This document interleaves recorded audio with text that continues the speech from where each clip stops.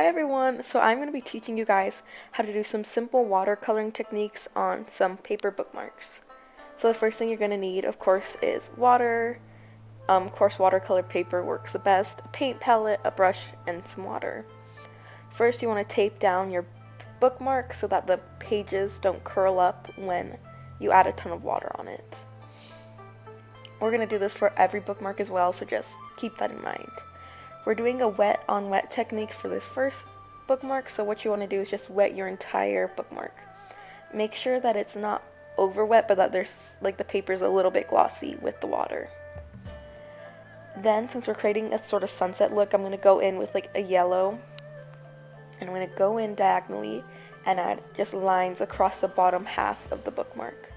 You want to make sure you have enough water on your brush as well, so the colors kind of flow with the paper. Since that's the technique we're going for a wet on wet look, which basically means the colors kind of are very smooth and they're not like sharp lines. So I'm going in with some oranger yellows, some more pale yellows. I'm just trying to get a little bit more of dimension through it. Now I'm re-wetting the top half because I'm going to go in with a new color, and I just want to make sure there's enough water on the paper. So I'm creating a sort of blue purpley look because I want it to be a sunset, and so I'm just going in with a few different colors. Some are blue, some are purple, and I'm just doing the same thing as I did before, but with purples and blues.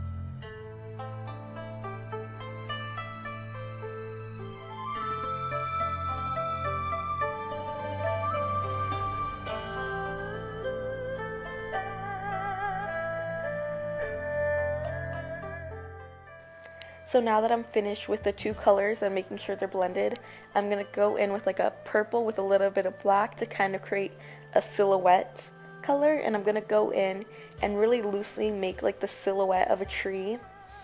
You can be really messy with this. It's kind of a bunch of little dots if you think about it. So just leave a little bit of the yellow behind because it looks more like a tree when you have some spaces in between it. So I personally added 3 trees, but you could do 1 big tree, 2 trees, a ton of small trees. It's honestly whatever you want, but I just wanted to go with 3 on the bottom.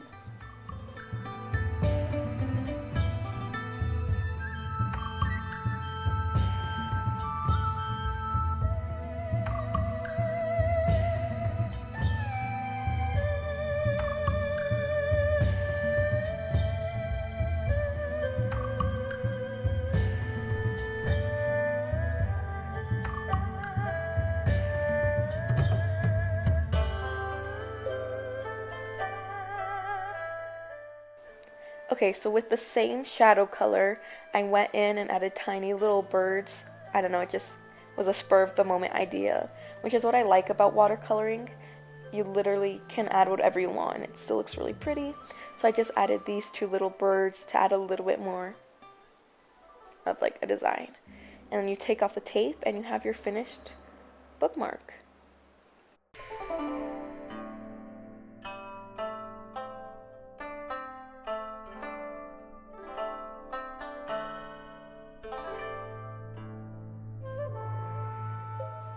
Okay, so this next bookmark is kind of going to be a rock tower, and so we did the same thing. We just put the tape on the paper, and I'm just keeping the paper dry for this look.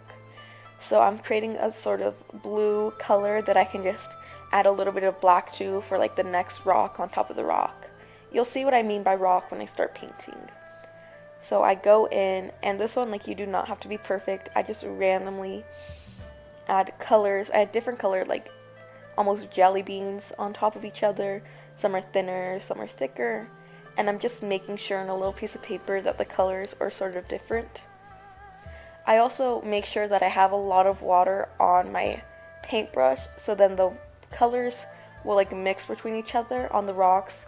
So like the dark blue from one rock will mix with like the purple on another one, and it just creates a nice simple design.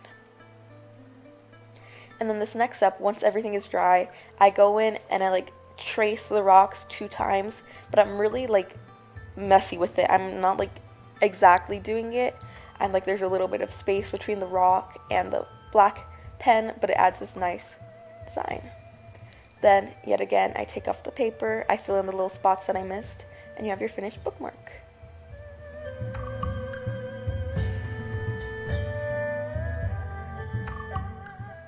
Okay, so this is our last bookmark, and we're doing a dry brush technique, which basically means you have a dry paper and you're using very little water and paint on your brush.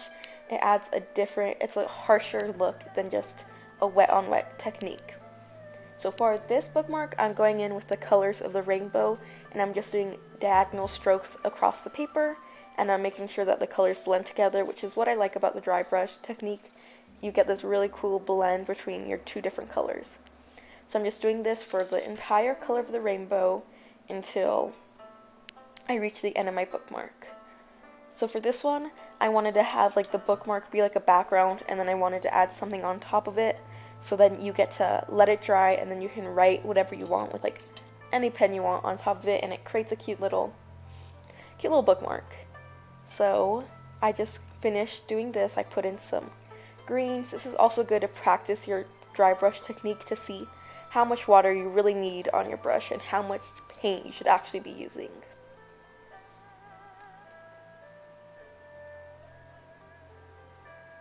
Okay, so here I trace out my name because that's what I wanted to do on this one, and I just go in with a pen and just darken up the lines, make them thicker, and you have your finished bookmark.